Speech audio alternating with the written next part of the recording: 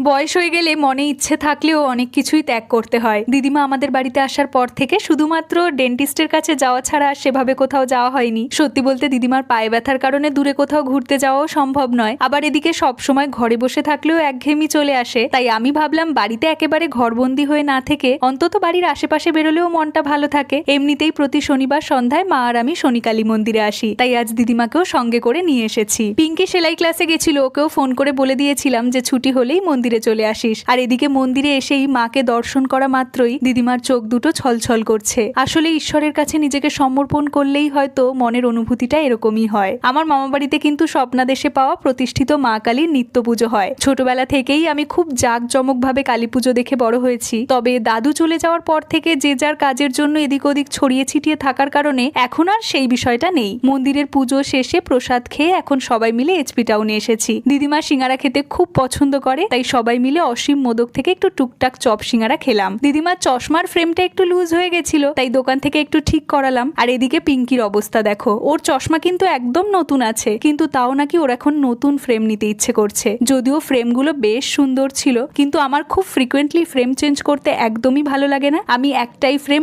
অনেক বছর ধরে পরতে বেশি পছন্দ করি। চলো আমরা এখন বাড়ি ফিরি, দেখা হচ্ছে তোমাদের সঙ্গে পরের ব্লগে। বাই।